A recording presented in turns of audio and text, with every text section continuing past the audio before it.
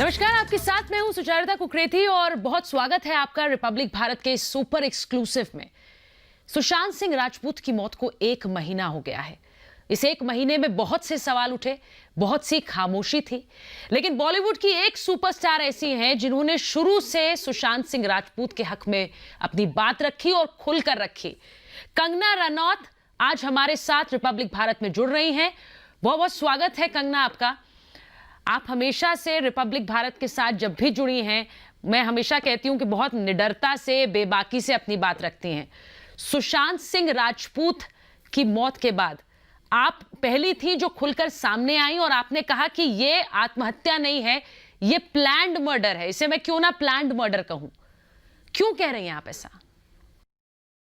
देखिए, एक आप अगर हाँ, कई लोग इसे आत्महत्या कहेंगे, मगर अगर किसी का आप मर्डर करते हैं फिजिकली, तो उसका जो क्रिमिनल ऑफेंस है अबैटमेंट ऑफ मर्डर, किसी को इस तरह की सिचुएशन क्रिएट करना कि वो सुसाइड कर ले या खुद को मार दे, इस तरह की उनको सहायता करना, अगर उनका ऐसा ख्याल भी हो तो उसको कहते हैं अबैट। और सेक्शन 57 के अकॉर्डिंग ये भी मर्डर के इक्वल ही एक ऑफेंस है।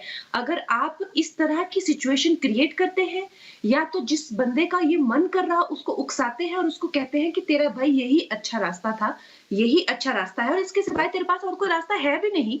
So this also sums up in जो कोर्ट ऑफ लॉ है, आप उसमें की बात करें या आप इंसानियत की बात करें या आप मोरालिटी की बात करें, तो ये is equal to murder. That's why I call it a murder. मैंने इसे डे वन से ही हत्या की कहा है, क्योंकि ऐसे ही बिना किसी बात के या बिना किसी सिचुएशन के एक हट्टा कट्टा लड़का और बहुत ही ब्रिलियंट और एवरेज से तो बहुत आगे, अगर आप देखें, अगर उनकी उपलब्धियां आउटसाइड ऑफ फिल्म इंडस्ट्री अगर आप देखें, उन्होंने स्टैनफोर्ड की आज उसके पास स्कॉलरशिप होती तो वो शायद नासा का कोई बड़ा साइंटिस्ट होता, या अगर उसने अपनी आईआईटी की पढ़ाई पूरी की होती तो पता नहीं कौन सी कंपनी में कौन से बड़े ओहदे पे होता।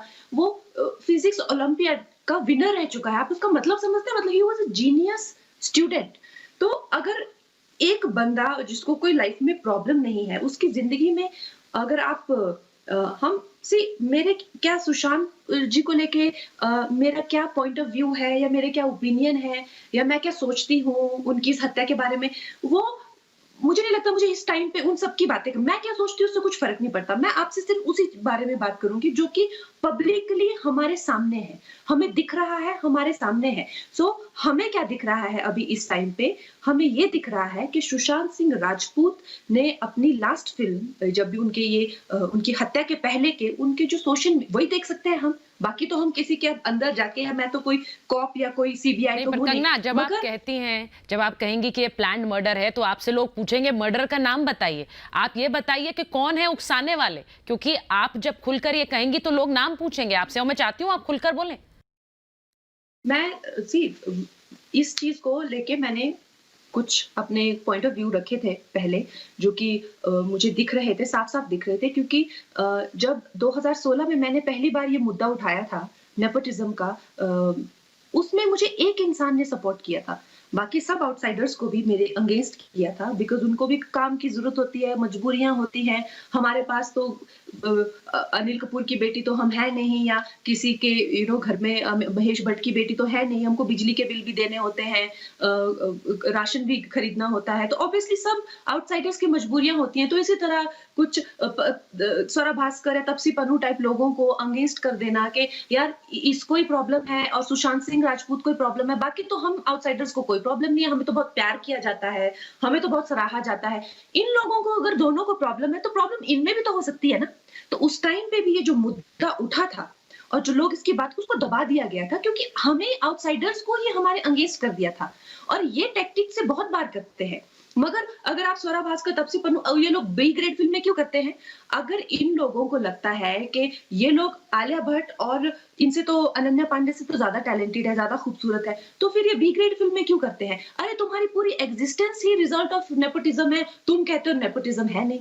सो एक बंदे ने जिसने मुझे सपोर्ट किया था, सुशांत सिंह राजपूत ने ये कहा था 2016 में, जो कि आप वीडियो देख सकते हैं, कि नेपोटिज्म सिर्फ अपनों को बढ़ावा देना नहीं है, नेपोटिज्म को आप कोई पॉजिटिव चीज मत सोचो कि मुझे बड़ा इमोशन है किसी के लिए या मुझे किसी से प्यार है तो मैं उसे बढ़ावा दूंगा। नेपोटिज्म जो है वो राइट टैलेंट को ऊपर नहीं आने देता है, वो उनको मारता है, उनको पीछे रखता है और राइट टैलेंट को रोका जाता है। ये किसने उनका रोका है? बयान है। ये मैंने कंगना, किसने रोका है?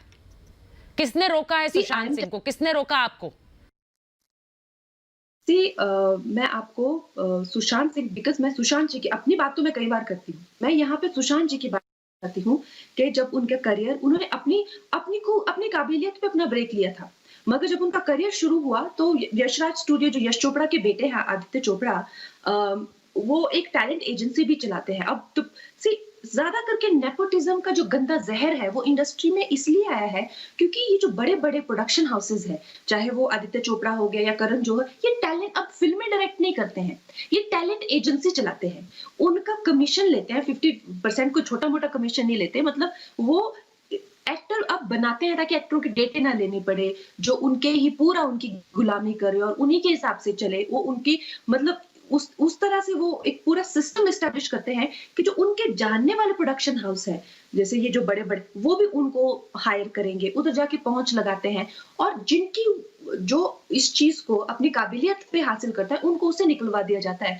तो सुशांत जी का कॉन्ट्रैक्ट था आदित्य चोपड़ा के साथ में, उनकी जब फिल्म आई थी काय पोचे, उसके बाद उन्होंने किया था, तो उसके अकॉर्डिंग सुशांत राजपूत हर चीज वो उन्हीं की परमिशन से कर सकते थे, और उसी दरमियान रणवीर सिंह का भी उन्होंने जो है वो कॉन्ट्रैक्ट किया यश राज फिल्म्स ने। तो अब संजय बंसाली की जो फिल्म है रामलीला, वो सुशांत, उन्होंने ये अपनी पुलिस स्टेटमेंट में कहा, ये मैं नहीं कह रही हूँ, संजय लीला भंसाली जी अपनी पुलिस स्टेटमेंट में ये कहा है कि मैंने सुशांत सिंह राजपूत को 5 साल मनाने की कोशिश की अपनी फिल्म करने के लिए, मगर उनको अलाउड नहीं किया गया। जिस एजेंसी के साथ वो थे उनको वो काम अलाउड नहीं किया गया। सुशांत सिंह राजपूत को वो काम करने की परमिशन नहीं मिली, मगर उनके साथ का अलग न्यू कमर रणवीर सिंह जाके वो फिल्में करता है, रामलीला और बाजीराव मस्तानी। आप समझ सकते हैं, बिहार का एक लड़का आईआईटी में पढ़ता था, मतलब वो इतना बड़ा इंजीनियर, उसने एक रैंक होल्डर था, एंड उसको संजय भंसाली की फिल्म मिलती है अपने दम पे, और आप करने नहीं देते हो। आप उसको सपने दिखाते हैं बड़ी फिल्मों के। शेखर क्यों कपूर, क्यों अब अलाउ शेखर नहीं कपूर जी ने करेंगे? ये, क्यों नहीं किया अलाउ? क्यों नहीं करने दिया काम? मैं बता रही हूँ ना आपको, इसीलिए नहीं करने दिया बिकॉज फिल्मों के लिए उन्होंने अपने दूसरे एक्टर्स को भेजा, रणवीर सिंह को, इसीलिए नहीं करने दिया। अब क्योंकि चापलूसी शायद होती होगी, हम क्या जाने दो लोगों के बीच में क्या रिलेशनशिप है, मगर ये तो देखने को मिल रहा है कि बात समझ नहीं आ रही है। भंसाली को चाहिए सुशांत सिंह राजपूत और तुम दे रहे हो रणवीर सिंह, तो कुछ ना कुछ तो कहीं ना कहीं तो पर्सनालिटी, अब वो राजपूतों का लड़का था, अब मैं राजपूतों की लड़की हूँ, हम लोगों को अभी भी वो सब दकियानूसी राइफल साफ कराते हैं, वो सब तलवारें तुलबूरें अभी भी साफ होती हैं ना, हम लोगों को कोई रिजर्वेशन मिलती है ना कुछ, उसी तरह के हम लोगों की जो अभी भी परवरिश होती है, चापलूसी तो हमको सिखाते ही नहीं, हमको सिखाते दिबंगई, और वही वो भी एकदम सेल्फ रिस्पेक्टेड इंसान और एक तरह से आत्मसम्मानी और स्वाभिमानी इंसान, और क्यों ना हो। उसके पिताजी का कहना है कि वो फिल्म इंडस्ट्री में चल रहे आपत्तिजनक जो भी सर्कमस्टांसेस थे उनसे बहुत ज्यादा परेशान था। जब मैंने लास्ट उससे बात की तो वो बहुत परेशान था फिल्म इंडस्ट्री में चले कॉन्फ्लिक्ट्स को लेके। ये मैंने नहीं कहा, उनके पिताजी ने कहा है। तो किससे कॉन्फ्लिक्ट चले थे?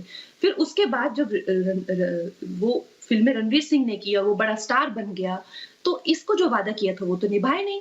ये शेखर कपूर जी कह रहे हैं, मैं नहीं कह रही, कि वो एक फिल्म सुशांत सिंह के साथ करने वाले थे, जिसके वादा करके उससे और फिल्में छुड़वाई थी, वो उसके साथ नहीं की। ये मैं नहीं कह रही, प्लीज नोट दैट। तो उनको वो फिल्म ना करवा के किसी और को करवाई। उन्होंने कहा चलो ठीक है, इससे तो कोई इंसान टूटता नहीं है अगर एक बंदा तुम्हारे अगेंस्ट हो जाता है। मुझे भी एक सुल्तान फिल्म ऑफर हुई थी, उन्होंने सलमान खान के साथ ऑफर की थी, जिस टाइम पे मैंने बहुत बड़ी ब्लॉकबस्टर हिट दी थी। मैंने मना कर दिया, मैंने कहा मुझे नहीं करनी, मैंने कहा मुझे ये फिल्म नहीं करनी, मुझे खान के साथ काम नहीं करना है, ये मैंने उनको बोला। आपने किसे तो मना किया कहते करना? अच्छा, आपने किसे मना किया? आदित्य चोपड़ा को, हाँ, फिर क्या फॉर हुआ फिल्म उसके कॉल्ड बाद? सुल्तान, अच्छा, और उसके बाद क्या उसके हुआ? लिए कुछ लीडिंग रोल। हम्म। उसके बाद उन्हें कुछ मीडिया में रिपोर्टें आई कि मैंने मना किया उस फिल्म के लिए। तो उन्होंने आपत्ति जताई कि तुमने एक हमारी फिल्म मना की है और तुम जो है मीडिया में कोट दे रही हो कि तुमने हमारी फिल्म मना की है। तो इस बात के कॉन्सिक्वेंसेस होंगे और तुम्हें भरना पड़ेगा। ऐसा मत कहा मैंने फेयरनेस स्क्रीन नहीं की, ये मेरी अचीवमेंट है। मैंने खानों की फिल्म नहीं की, मेरी अचीवमेंट है। मैंने आदित्य चोपड़ा की फिल्म नहीं, क्यों? तुमने मुझे आज फिल्म दी 10 साल के स्ट्रगल के बाद, क्यों? क्योंकि मैं एक सुपरस्टार हूँ। तुमने 10 साल तक मुझे फिल्म नहीं दी, क्या दी तुमने मुझे फिल्म? तो उन्होंने कहा अब I will make sure I will never work with you. उन्होंने मुझे जिस तरह से कहा, I am sure Sushant Singh Rajput के साथ में और बड़ा, मेरी तो उनके साथ में जो भी है 1 हफ्ते की इंटरेक्शन थी, उनके साथ में तो 4-5 साल कि एक उनके साथ में एक रिलेशनशिप था जो इतना बड़ा धोखे में कन्वर्ट हुआ। उसके बाद उन्होंने ठीक है वो सब गलियां दरवाजे छोड़ के आगे चल के उन्होंने खुद के संघर्ष पे धोनी जैसी फिल्म इतनी बड़ी हिट दी उन्होंने।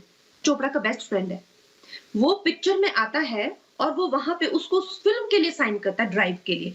और उस टाइम पे सुशांत, हमारे कुछ कॉमन फ्रेंड्स हैं, उनको मिला था, तो उन्होंने बोला कि ये आउटसाइडर को हमेशा गलती करेगा। ही वॉज वेरी एक्साइटेड, कोई बॉडी बनाया उसने कि मेरे को करण जौहर का फिल्म मिला, बहुत खुश था वो फिल्म करण जौहर ने 3-4 सालों में कंप्लीट करी और उसके बाद पूरे बिजनेस में डिक्लेयर कर दिया कि ये फिल्म मैं बेच नहीं पा रहा हूं क्योंकि ये फ्लॉप स्टार जो है सुशांत सिंह राजपूत में बिक नहीं रहा है।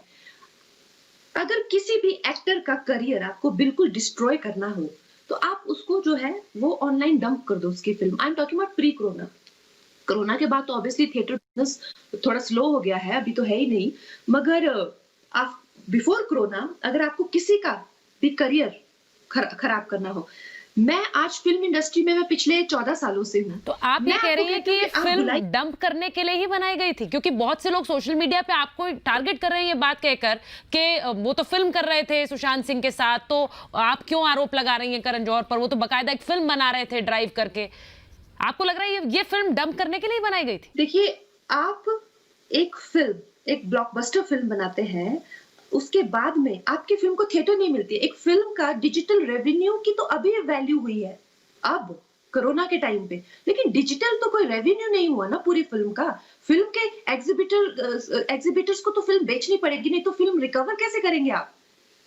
लेकिन करण जौहर ये क्लेम करता है कि वो फिल्म बेच नहीं पा रहा। आज मैं आपको कह रही हूँ कि आप एग्जीबिटर्स को बुलाओ, प्रोड्यूसर्स को, जिसको जाना उसको, मैं उनके साथ में डिस्कशन करूंगी। मेरे को ये साइंस जाननी है, ये मैथमेटिक्स जानना है कि करण जौहर आफ्टर 100 करोड़ ब्लॉकबस्टर धोनी, सुशांत सिंह की फिल्म को थिएटर नहीं मिल रहा है। मेरे को ये पूरा मैथमेटिक्स जानना है। आप मेरी उसको बुला के मेरी उससे बात करवाओ यहाँ इस चैनल पे। ऐसा कैसे होता है? जब क्या आप 1000 थिएटर नहीं ले सकते? 1000 थिएटर नहीं आपको मिलेगा, आप करण जौहर है। इस बात का एक ही मतलब था पूरी इंडस्ट्री में, ये बात कि करण जौहर को थिएटर नहीं मिले तो और प्रोड्यूसर्स को तो क्या थिएटर मिलेंगे। ये सुशांत इतना बड़ा फ्लॉप है, उसका करियर वहां बिल्कुल डंप कर दिया, बिल्कुल डंप। फिर भी वो लड़का उठा, फिर भी उस लड़के ने संघर्ष किया, खुद के दम पे उसने छिछोरे फिल्म। मैं आपको जो भी कह रही हूँ मैटर ऑफ फैक्ट कह रही हूँ, और आप कोई भी आके मुझे चैलेंज करे इस पे। क्या आप जानती हैं कि छिछोरे का जो बिजनेस है वो गली बॉय से ज्यादा था? ये आपने कई बार बोला है, ये आपने कई बार बोला। Yes yes. क्या आप कि उसका return and investment Gully Boy का ब्रेक इवन है, it is not even a super hit. क्या आप जानते हैं कि Chhichhore is a blockbuster in terms of return and investment? मगर सारे अवार्ड और जितना भी इस फिल्म को, मेरे जितने भी कजिन्स हैं उनको तो पता ही नहीं छिछोरे हिट भी है, उनको लगा छिछोरे फ्लॉप है। जिस तरह से फिल्म की मार्केटिंग हुई, जिस तरह से फिल्म, और बाद में जो अवार्ड है, मतलब आप सोचो बेशर्मियत की हद, जिसको एक्टिंग, मतलब जिसे कहते हैं ना सिर्फ रोना और हंसने वाली एक्टिंग करती है आलिया भट्ट, 10 मिनट के रोल पे वो बेस्ट एक्ट्रेस की ट्रॉफी लेती है। जब मणिकर्णिका का फिल्म आई है, जब मणिकर्णिका का फिल्म आती है जो कि एक मार्टर पे है और जिसमें को पद्मश्री मिला है एक्टिंग के लिए, उसका रोल है, जिसने डायरेक्शन की, वो बेस्ट एक्टर का लेती है। जोया अख्तर बेस्ट फिल्म का लेती है, बेस्ट डायरेक्टर का लेती है। छिछोरे मैंने अब नहीं कह रही, मैं तब कह रही थी जब ये लोग सीटियां और तालियां बटोर रहे थे अवार्ड्स पे। मैंने तब कहा था, मैंने कहा था Chhichhore is the best director of the year, और अब कहते हैं कि कंगना हमारी पोल खोल रही है। अरे तुमने अपनी पोल खुद खोली है, जब तुम इतने ही बेशर्म हो गए तो लोग भी तो देख ही रहे हैं। कंगना, जब आप पूरी तरह से खुल चुके। कंगना, आप इतनी सारी बातें आपने पिछले कुछ दिनों में वीडियोस के जरिए सामने रखी है। आपको लगता है कि इस पूरे मामले में आपसे आपसे भी पूछताछ हो सकती है, क्योंकि आप बहुत सी चीजें कह रही हैं। आप ये कह रही हैं कि ये प्लान्ड मर्डर है, आप ये कह रही हैं कि धीरे धीरे कर कर कतरा कर कर सुशांत सिंह राजपूत के दिमाग को तोड़ा गया। आपने कहा कि ऐसी कोशिश मैंने आपके नहीं साथ कहा, भी हुई। मैंने कहा, नहीं मैंने नहीं कहा ये कहा है सुशांत सिंह जी के जो पहले डायरेक्टर है अभिषेक कपूर, और जो अभी उनके साथ एक फिल्म, मुझे कैसे पता चलेगा उनका दिमाग कतरा कतरा हुआ है? मैं तो ना उनके साथ काम किया। मैं तो उनके जो पिताजी ने कहा मैंने आपको वो बताया। अभिषेक जी ने, जिनके साथ उन्होंने केदारनाथ के टाइम पे उन्होंने कहा कि जो मीडिया उसके बारे में लिख रहा था, मतलब वो सहन नहीं कर पाया। ये उन्होंने उनकी आंखों देखी, उन्होंने बात बताई आपको। और मीडिया, फिर मैंने पूरी रिसर्च की कि मीडिया क्या कह रहा था। तो अब जैसे करण जौहर का चमचा है राजीव मसंद, उसने उसको रेपिस्ट घोषित किया था, ड्रग एडिक्ट घोषित किया था, ओवरपेड घोषित किया था। तो मैं कह रही हूँ कि उस चमचे को बुलाओ मुंबई पुलिस, उससे पूछताछ करो कि तेरे कोई तो सोर्सेज होंगे। अगर तू लिख रहा है तो अगर वो लोग ब्लाइंड आइटम तो नीचे नाम भी तो डालते हैं ना, तेरे कोई तो सोर्सेज होंगे ना जो तू ऐसे कर रहा है। आप जो है इन लोगों को, महेश भट्ट की जो फर्स्ट एडी है उसने एक लेटर लिखा है। मुझे कैसे पता चलेगा कि महेश भट्ट उसके घर जाता था? मुझे कैसे पता चलेगा? मैं तो उसके घर में कभी गई ही नहीं। महेश भट्ट सुशांत सिंह राजपूत के घर जाता था जब वो डिप्रेस्ड फील करता था। ये सुन के मैं इतना हैरान रही कि मैं 7 दिन हैरान थी। वो वहां क्या करता था उन दोनों के बीच में? ना उसने कभी उसके साथ काम किया है, ना उसका वो चाचा है, ना मामा है, ना ताया है, ना दोस्त है। रिया, उसकी एडी ने लिखा है कि महेश जी जब भी रिया को लगता था कि सुशांत को कुछ गलत फील हो रहा है तो वो झटपट से महेश जी को बुला लेती थी। तो ये रिया जो है उसके पापा को क्यों नहीं बुलाती थी? सुशांत के पापा को क्यों नहीं बुलाती थी? आलिया भट्ट के पापा को क्यों बुलाती थी? इस बियॉन्ड मुंबई पुलिस को पूछना चाहिए। मैं थोड़ा पूछूंगी, ये मुंबई पुलिस को पूछना चाहिए कि महेश भट्ट तू वहां क्या करता था। और उसकी एडी ने लिखा है, महेश भट्ट की एसोसिएट ने लिखा है लेटर में, जो लेटर आपको पब्लिक डोमेन में मिल जाएगा। उसने लिखा है कि जब जब सुशांत ड्रिफ्ट होता था तो महेश भट्ट कहता था you are not drifting, you are drowning like Parveen Babi. अब ये तो उसने उसको बहुत अच्छा पेंट करने के लिए बताया है, महेश भट्ट को अच्छा पेंट करने के लिए बताया। लेकिन जब कोई बंदा असहाय महसूस कर रहा है, किसी के दिमाग में नेगेटिव थॉट आ रही है क्योंकि उसको पूरी तरह से आइसोलेट कर दिया गया है, बॉयकॉट कर दिया गया है, रेपिस्ट की इमेज दे दी गई है, उसकी जो है बुरी तरह से उसका करियर डिस्ट्रॉय कर दिया है, तो आप जो है खून के प्यासे वहां पे उसके घर में जाके, जो आपके कई बच्चों से उसकी उम्र छोटी है, उसके और वो लड़की के बीच में बैठ के आप ये क्या उसको पढ़ा रहे थे? आपको कोई पूछने वाला नहीं है, क्यों पढ़ा रहे थे आप उसको ये कि तू डूब रहा है, कि तू गिर रहा है, तू परवीन बाबी बन गया है? क्यों लग रहा है आपको वो ऐसा कर रहे थे? क्यों लग रहा है आपको वो ऐसा कर रहे थे? आपने सही सवाल उठाया कि वो क्या कर रहे थे वहां जाकर। आपको क्या लग रहा है क्यों? देखिए, मुझे कैसे पता होगा क्यों? ये तो पुलिस को पूछना चाहिए, मेरा काम है। लेकिन मैं आपको बता सकती हूँ मेरे साथ क्या हुआ। मेरे साथ जब तक मैं फ्लॉप थी तब तक तो मुझे कोई नहीं पूछता था, किसी को पड़ी भी नहीं थी। जब 2014 में मैं सक्सेसफुल हुई और 2015 और 16 में जो एक, जिसे कहते हैं ना कि I became the top most actress, उस टाइम पे मैंने 18-19 ब्रांड साइन किए हुए थे, जो कि highest any actress ever did. तो उस 18-19 ब्रांड का रेवेन्यू मेरे को जनरेट होगा 30-40 करोड़। उसके अकॉर्डिंग मैंने इन्वेस्टमेंट की, क्योंकि वो तो मेरे पास कॉन्ट्रैक्ट्स हैं। मेरा एक पुराना एक्स ऋतिक रोशन, 2013 में मेरा उसका ब्रेकअप हुआ है, वो 2016 में मेरे को नोटिस भेजता है। आपको क्या लगता है ये कोई मतलब ये रैंडम काम नहीं है। ये हर एक मल्टीनेशनल और इंटरनेशनल कंपनी का क्लॉज होता है कि किसी भी आर्टिस्ट जो आपको रिप्रेजेंट करता है उस पर कोई केस रनिंग नहीं होना चाहिए, नहीं तो वो आपको ड्रॉप कर देते हैं। 3 महीनों में मेरे को सब ब्रांड ने ड्रॉप कर दिए एक्सेप्ट 1-2, सब ब्रांड ने ड्रॉप कर दिए मेरे को। तो आप मेरे को बताओ, अब जो मैंने लोन लिए हैं, जो मेरे वो है, तो सब सबटाज्ड। फिर वो एक पूरा जो उनके चमचे जर्नलिस्ट है, वो पूरा एक सिस्टम एस्टेब्लिश करते हैं, और ये आपको पब्लिक डोमेन में मिलेगा, मैं नहीं आपको कह रही। वो कहते हैं कि मैं सरिता तंवर, जो डीएनए की एडिटर थी, टाइम्स ऑफ इंडिया की भी एडिटर रह चुकी है, वो एक ब्लॉग लिखती है इंग्लिश स्पीकिंग मीडिया, वो एक ब्लॉग लिखती है कि कंगना जो है अपना पीरियड का ब्लड खाने में मिलाती है। ये सारी मीडिया जो है, पढ़ी लिखी बुद्धिजीवी मीडिया, ये कहती है कि मैं एक डायन हूं और मैं काला जादू करती हूँ। तो एक तो आपने फाइनेंशियली मेरी रीढ़ की हड्डी तोड़ दी। नंबर 2, आपने मेरे को चुड़ैल, डायन, नंगे फोटो बेचती है, सेक्स मेनियक है, ये सब बोल के जो मेरा कुछ एज अ गर्ल मेरे कुछ सपने होंगे शादी करने के, बच्चे, वो आपने सब डिमोलिश कर दिए। फिर उसके बाद करण जौहर जाता है London school of economics, London में जाता है वो, मैं एक अकेली लड़की, और वहां वो डिक्लेयर करता है कि कंगना को इसी वक्त इंडस्ट्री छोड़ के चले जाना चाहिए। उसको बोलो निकले, इतनी ही दुखी है अगर वो फिल्म इंडस्ट्री से, तो उसको बोलो निकले, उसको किसी को घंटा फर्क नहीं पड़ता है और किसी को वो यहाँ चाहिए भी नहीं। These are his words, not my words. ये वो बोलता है। और आपको पता है लंदन में तालियां बजती है, सीटियां बजती है, लोग वोटिंग करते हैं, लोग सेलिब्रेट करते हैं कि वाह वाह वाह क्या लाइन बोली। तो आपको क्या लगता होगा, मेरे मन में नहीं आया होगा कि मैं सुसाइड कर लेती हूँ? कुछ तो बचा नहीं, करियर मेरा तबाह हो गया, पर्सनली तो मैं विच, होर, सेक्स मेनियक बन गई, और सारी दुनिया इनके साथ है। ऐसा नहीं है कि ये अकेले है, दुनिया भी यही चाहती है। क्या मेरे मन में ये आशंका नहीं आई होगी यार, तो शायद।